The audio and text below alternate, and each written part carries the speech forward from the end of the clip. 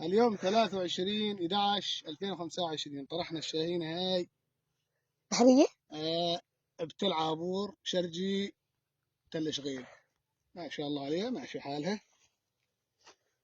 على اليمامة اليوم علقت معانا اليمامة. صور زي اليوم علقت معانا اليمامة على الهوائية. ضربنا جوز يمامات زرق، حطينا لها كرار طول شي 40-50 متر. ما شاء الله عليها. ما شاء الله.